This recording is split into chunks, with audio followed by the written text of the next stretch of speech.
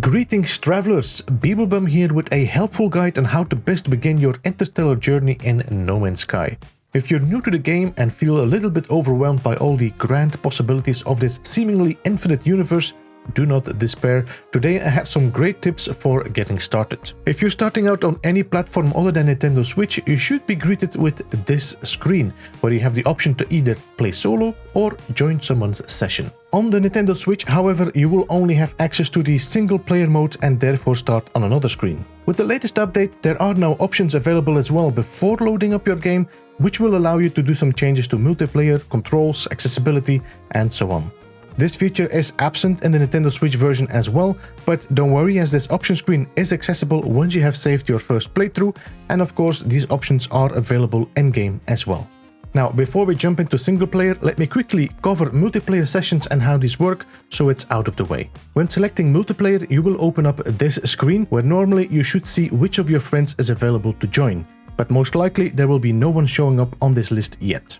Below you see two options. One is to show your No Man's Sky friend code, and the other one is to add a friend. When pressing the first option, you will see your own No Man's Sky friend code, which you need to share with the people you would like to play with. Depending on how you will set your multiplayer availability, your friend will have to do the same and add your friend code to their list as well. Typing in the friend code might differ depending on what platform you play on. Sometimes you will need to enter the friend code with the dashes, sometimes with spaces, sometimes without. When successful, there should be a notification on your screen saying No Man's Sky friend added. While sometimes the multiplayer sessions can be fickle, your friends should start showing up. And there you can now see what game mode they play, if they are playing solo or with someone else, and so on. Once you press their session, you will now be able to select which save and character you wish to use to join their game, or you can start a new save as well. Anyway, let us jump into the basic of the game first before we hop into the deep end of multiplayer. To start a new save, we select the first image here, Play Game. If this is your first ever game, you should automatically start up on this menu screen, and this should also be the same screen your Switch edition starts up with, if this is the first time you play No Man's Sky. As you can see, there are several different game modes: normal, relaxed, creative, survival, custom, and expedition. Now, since the Waypoint release, you now have way more control over the difficulty of the game, even after you started the game. These 4 game modes are like presets, a standard game mode you can select without having to adjust the difficulty yourself. Now, much will become more clear about what each of these game modes mean for your experience when I show you the custom game mode option. Before we do that, there is one more game mode that will give you a unique experience, and that is Expeditions. This is a time-limited game mode that is regularly refreshed and unlocked by Hello Games. Once the green light is given, an expedition can last between 2 weeks and 2 months, depending on what Hello Games feels is needed to finish it. Expeditions are structured around a series of milestones divided over several phases. Completing a phase will grant you access to a reward, which can be building parts, apparel, banners, companions, ships, and so on. While most expeditions have been similar to a normal game mode, we did have one survival-themed one as well. I do have a video covering the basics for Expeditions gameplay as well, which I will share in the description of this video. Alright, let us jump into the other game modes, and the best way to show you the difference is by starting a custom game. Now, if you look at the difficulty setting, you can see we are set to normal. You can just switch between these and just go to creative, relaxed, survival, permadeath, normal. These are the 5 basic game modes. So if you would select a normal game mode in the menu, this will be the settings you will select. So these all here down, you can see all these options here: survival settings, crafting and item settings, combat settings, and ease of use. These will be the settings you select when you select a normal game mode. Now, if you go to the next one, which is of course the next game mode, and that's the creative game mode, you can see everything is sliding more to the left. There are no survival elements. There is no survival difficulty. Resources is something you don't need in creative, so even if it's set to standard, it's not that important. As you can see, all of the settings are set completely to the minimum. Then we have, of course, the next one, which is relaxed. This is like a normal game mode, but way more chill. As you can see, survival elements are there, but it's really easy to survive. You should not have too much issues with surviving. As you can see as well, fuel, crafting, all these things are going to be way cheaper and less tedious as well to get. Combat is pretty minimum as well. Now, the next one is going to be survival. There we go. Survival is way harsher. Everything is sliding more to the right. You will have way more challenging gameplay. Everything is going to be way more expensive. Combat is going to be way harder. And then, of course, we have the next one, which is permadeath. Now, permadeath, as you can see, is more brutal. If you die, your save is going away. You can also see a lot of the items are blanked out. If you choose permadeath, it is no way to say, I'm going to set my survival elements to none, survival difficulty to relaxed. It is not possible. It has been blanked out. You are still possible to make it even harder. If you go here, you can see my scanner recharge can be set to challenging. I can go further. I can say I want my purchases to be expensive. I want my inventory stacks limit to be harsh, reputation and standing gaining be challenging, and that is the way you can even push your permadeath even further and harder as well. And of course, once you're done, if you say like, okay, I have my settings completely set and I do not want to change my difficulty anymore afterwards, you can actually also choose to lock the difficulty settings. That is automatically is going to block you from changing any settings anymore once the game has been started. This is also going to show up in your character when you're playing. People will see that you have locked your settings. It's more of a badge of honor than actually anything else. And this is a bit of what you should know here in the game. So if you want to know what is each game mode, you just go into custom save, check all the settings here, and you can see, okay, a normal mode, this is pretty okay for me. You know what, this might be a little bit too hard. You can always reduce it, or you can just simply jump to a relaxed mode. Now, if you're a new player, I would advise you to always jump into normal mode first. Of course, you can play relaxed, you can play creative, but I would say normal mode is the perfect place to start for a fresh gameplay. The campaign is going to give you an idea of how the game is played, and then you can just decide to push the boundaries by going to survival or permadeath, or even go to creative, relaxed if you want to be able to just explore or build freely. Oh, by the way, one more thing here. If you go down here, you will see there's a tutorial missions right here. Can enable or disable these. We're going to leave them enabled for our playthrough, but if you disable them, the game will no longer hold your hand and not give you any direction anymore of what you need to do. If you do this as a first player, I would say keep your tutorial missions enabled. It's not going to change anything to the story. So if you disable them, the story will still work. You just will not get the beginning guideline on how to play the game. So anyway, we got a normal save. We're going to just confirm and start. If you want, you can also just start a normal save from here. If you want to do that, this is going to be the same as we just selected the custom normal save. So let's just jump into the normal mode, and this is going to start the game. Alright, now the game should start up with initialization. That means you have to press a button before you can go and start the game. Now the game is going to start up with a cinematic pan, and in the background you will hear a voice that is kind of doing a checkup of your exosuit, your multi-tool, the environment, and so on. Now this is a perfect time to have a look around and actually use this time to see what is going on the planet. For example, this is a hot planet, so you can kind of already starting to expect what storms might happen, or if you're a veteran player, you already know what resources can be found here. Meanwhile, you can also see the HUD appearing on your screen. If you look down in the bottom left corner, you can see what planet you're on. This is called Suwana Alpha. The temperature is 58.9 Celsius, which is pretty toasty. Radiation is at 0.6 and toxicity is at 6.5. So we are definitely on a hot planet. In the meantime, more information has popped up on the HUD. At the top left, you can see your shield and your health. For the moment, I am at full health and I have 3 shield icons. On the bottom right corner down here, we can see our jetpack fuel and the scanner icon. In the future, there will be more icons here, and above these icons, mission information will be showing up later as well. And finally, at the top right, you will find information about your multi-tool. This will tell you what setting your multi-tool is set to.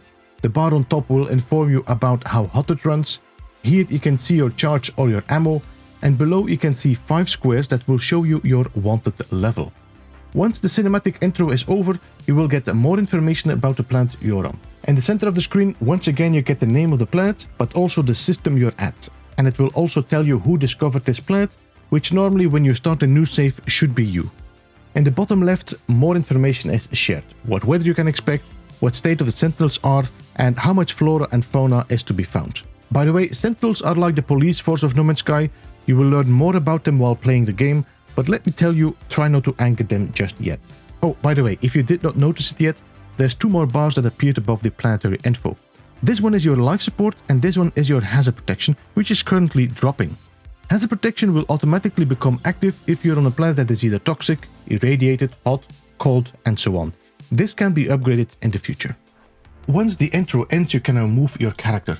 As mentioned before, our hazard protection is dropping and we want to get that charged as quickly as possible. There are several ways to do so. The first one is by using sodium to recharge it, and normally you can scan for that. However, because your scanner is broken, we need to focus first on getting that fixed. To fix the scanner, we need ferrite dust, which you can obtain by mining rocks on the planet. Small rocks like this, for example, will give you ferrite dust. When mining, the resources will automatically be stored in your personal inventory. In the bottom right corner, you can see how much ferrite dust you need to get the scanner fixed. In total, we need 75 ferrite dust. Once we have all of it, we can now open up our inventory menu. In the multi-tool tab, you can see the technologies installed on your multi-tool, and one of them, the scanner, is broken. If we now hover over the scanner module, an information screen will show, and there you can see the button you need to press to repair it. Once that is done, we can now activate the scanner to look for nearby resources. For a basic scanner, the radius should be about 200 U, but you can always upgrade that later. When resources nearby are in that radius, markers will pop up on your HUD, each of them letting you know what resource can be found. The yellow marker is sodium, the blue H is hydrogen, and so on. As we need to recharge our hazard protection as soon as possible, let us go and get the sodium plants first. Once you harvest the plants, the tutorial is going to update and let you know you can now recharge your hazard module. There are 3 ways to do this. Let us open up our inventory again, and as you can see, the game helps you recognize your hazard protection by flashing. The first way to charge it is by just hovering over it and pressing the button to charge it, which will show you the materials you can use for that. You can also just pick up the resource in your inventory and drag it over your hazard protection and charge it that way. Or you can use the quick actions within game. You can open the quick actions by pressing this button. The menu should automatically open on the recharge option. So simply select it and select your hazard protection, which in turn should show you the available resources to charge the module. And there we go, we recharge our hazard protection halfway, which should now trigger your tutorial to move on to the next step. Okay, this tutorial is pretty straightforward and you should not have any trouble following it. So instead, I'm going to focus on sharing more tips and tricks which the tutorial does not tell you. Alright, let's have a chat about a few of the resources around us. The first thing you see here is the hydrogen crystals. You can mine these with your mining tool. Now, the hydrogen is one of the basic resources you will need quite a lot, especially as a beginning player. You will use it to craft a few necessities, so don't be afraid of stocking up on them. On a planet, you will find a few recurring plants, which will be very recognizable. One of them is the bloated gas flora you can see right there. This plant will spew toxic gases and damage you when you are too close. This plant is one of the best resources for oxygen. Many of the players will just mine it and get a small stack of oxygen, but if you look closely, you will see some extra gas pods on its side. You can pick these one by one to gain extra oxygen. So just stand clear of the plant when it's about to spew its gas, and once it's done that, you can run closer and harvest the gas pods on the side. When the plants start bloating again, stand clear every time just to make sure you don't get poisoned by it. Once all the pods are harvested, you can now use the mining beam to destroy the plant, which will give you extra oxygen. 94 oxygen is a great haul from this, so definitely worth it, especially if you're in need of it. You can find 4 different kinds of hazardous planets, which will give you mainly oxygen when mining them, or sometimes sodium in the case of underground toxic plants. Still, the bloated flora is the all-time favorite for a good haul of oxygen. Another interesting plant you can find on your travels is this blue flower here. This deuterium plant will boost your jetpack, which will avoid it from draining for a short period of time. This only lasts for a few seconds, however, so be careful to not fly too high or too quick, as it could result in a rough landing. You will notice when your boost ran out when the jetpack icon appears in the bottom right corner and starts draining. Around your crashed ship you will always find a few interesting resources and lootable boxes. First of all, there will always be at least 3 to 4 oxygen plants nearby, which you should of course harvest. We will need at least 30 units of them to craft something later on. Now, you might remember me talking about ways to recharge your hazard protection. A second way is to hide inside caves. While we did not have anyone nearby where we started the save, I always advise you to go into a cave when it's nearby your starting position, as it will recharge your protection without needing any resources. And on the plus side, caves have great resources in them. Now, while we're in the cave, you can see another type of hazardous flora. These are like small fungi-looking plants that emit gases and are pretty toxic, so don't get too close. If you hover over them, you will see what resources these will give you when destroying them. All of them seem to give me oxygen.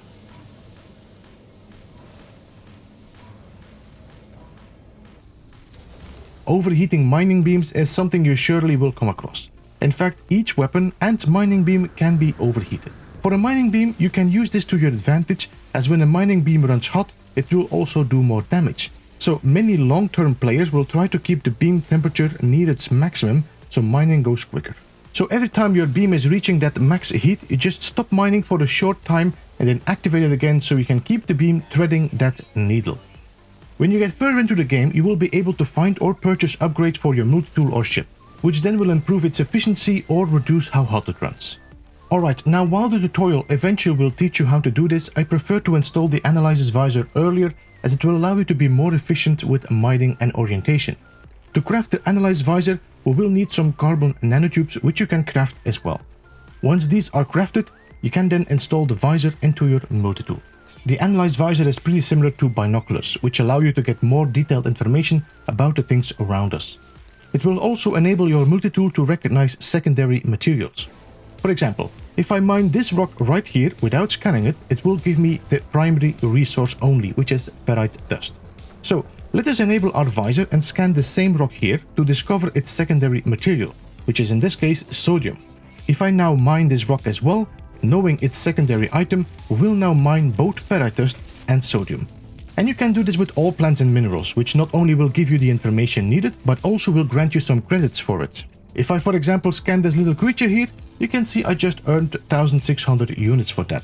And later, when you install better upgrades, it will not only improve your scan radius, but it will also boost the credits earned from it. One more thing I would like to show you before we continue the tutorial is how to craft yourself some life support gel and batteries, as these consumables will help you stay alive much easier. For batteries, we want to collect ourselves some cobalt, which usually can be found in caves either by mining the stalactites or mites. Once you collected enough, you can now go into your inventory to craft some. Batteries are what you use to recharge your hazard protection, life support gel is used to recharge, surprise surprise, life support. Take note, however, that recharging takes a full item, no matter how empty or full your tanks are. This is why it's good to wait a little bit longer before recharging, so you have a better efficient use of your cells. You can craft more than one item at once. Simply press the buttons to raise or lower the amount and then build them all at once. You can also craft more on top of a stack. If you have the resources, just hover over an item, then press the button to craft more, which will add more of them to that stack. Back at the ship you can find quite a few lootable boxes, which can give you resources or tradables. In the beginning of a new game, I like to transfer over the rusted metal into my inventory instead of discarding it, so I can refine it later into some ferrite dust. Damaged machinery is always great to find some quick nanites, but more importantly, they can have some upgrades for technology. And finally, the barrel fabricated, which you can only access when you have yourself an Atlas pass. Let us now jump back into the ship and continue the tutorial. Once you're inside, the ship will do a checkup and let you know the landing thrusters and the pulse engine are broken. So we will need resources to fix those. For the pulse drive, we will need hermetic seal and metal plating. For the launch thrusters, we will need pure ferrite and dihydrogen jelly. 3 of these we can craft or refine, only one of them we cannot make ourselves yet. So let us jump out of our ship and build ourselves a refiner. This you can do by opening up the build menu and select the refiner. You do need metal plating and oxygen to build it. Metal plating is something you can craft in your inventory. Once you have the resources, build the refiner on the ground. Inside you will find 3 slots. The top slot is for fuel, which you can charge with carbon. The left slot is our source materials. In this case we want to refine the rusted metal we just picked out from the green container. And now in the right slot you can see what the refined materials will be, in this case ferrite dust. Right next to the rusted metal you can see the ratio this will work. For this it will be a ratio from 1 to 2, which means 1 rusted metal will be refined into ferrite dust. Above here you can see how long it will take to refine it. While the refiner is working, you can now take some time to do some mining or exploring, but as it only will take a minute, we should not stray too far. So instead, let us already fix the things we can fix on our ship with the resources we have. Alright, now that the ferrite dust is done, we will now move it into the source slot. Refining ferrite dust will result in pure ferrite. Now, we don't need this much, so we can split up the stack here. Splitting up your stacks can be done by pressing the buttons that are shared below on your screen. We only need about 50 of that, so we can be okay with that. After the pure ferrite is finished, we can now pick up our refiner and fix the launch thrusters completely. The final item we need is hermetic seal, and that is something we currently cannot craft. So you need to continue the tutorial to get a location of where to find the blueprint. The tutorial will lead you to the beacon, where you can have a planetary chart which will direct you to the location of the hermetic seal. Now, before we trigger this chart, I would like to warn you that as soon you do, a scripted storm will occur, and with that your hazard protection and life support will be stressed. So, you can deal with the storm in two ways. You can either take shelter in a cave and wait it out, or you just weather it and recharge whenever is needed. If you do, be sure to have a good stack of sodium and oxygen, or the batteries and support shells, to recharge your suit. Once you're ready, just trigger the chart by plotting a route and travel where it leads you. Now, you might have noticed me doing this forward leap, which does speed up travel along the planet's surface. This is what's called the melee boost. To do a melee boost, you have to do two things. First one is activating your melee attack like this. And at the moment you do this melee, you have to activate your jetpack. Doing this together at the same time will thrust you forward along the planet. Be aware that this action can cause you to take damage in case you fall into a ravine or a cave, or when you hit an obstacle on the way, so be aware of your surroundings. In the meantime, we got the storm warning, and as you can see below, my hazard protection is starting to drain much faster. I don't think we will need to charge anything, as I'm getting very close to the shelters. And with that, we have come to another way to recharge our hazard protection, which is taking cover in shelters and buildings. The marker will lead you to a holo archive, which normally gives you nanites when triggering them, but for this tutorial, this will be the location where you find the hermetic seal and its blueprint. Once the storm is over, we can head back to the ship and repair the final piece. When exploring the planet, you might come across different plants. Some of them are native to the biome you're in, and others can be found in all biomes. For example, this fireberry is only found on hot planets and can be harvested. A bit further in the distance we can see a sweetroot plant which can also be harvested, and that one can be found on several biomes. You can either eat these raw or you can use them to cook recipes. Each of them will have an effect on either your life support, hazard protection, jetpack and much more. And you can see what effect they will have if you check their information screen. For example, eating fireberries will boost your life support, while sweetroot will recharge your hazard protection. Once the final piece of your ship is repaired, you are now able to take off and look for answers in the stars. Before I leave you to it and have you follow the campaign, there are just two more things I would like to share with you. First of all, you can easily switch your view of first to third person by opening the quick actions menu. Select the gear and then move over to the ship icon to toggle between views. Now, the same can be done when you're walking around and have your character switch between first and third person. You can use your ship to mine resources from the ground as well. If you, for example, want to collect some quick ferrite dust, look for terrain that looks bare and grey like this. If you get closer, you will notice a bunch of small rocks and pebbles. If you shoot these with your ship, you will be mining these rather quickly, and the better your guns get, the quicker the resources will be gathered. Once you get access to it, I would advise you to install a positron ejector, as this is one of the quickest ways to collect resources. Now, you can do this as well with dihydrogen crystals or with small bushes and trees to collect carbon. You can even collect cobalt like this if you shoot inside caves. Alright, that is gonna be it for me and this beginner's guide. I believe this should have given you a lot of extra information to use, and I hope you found it helpful. If you have any more questions, you can always drop them in the comments or join the Discord. The community there is very helpful and a great source of knowledge. If you enjoyed this guide, then I would love for you to hit that thumbs up. Thank you so much for watching. This was Beeblebum. Goodbye for now.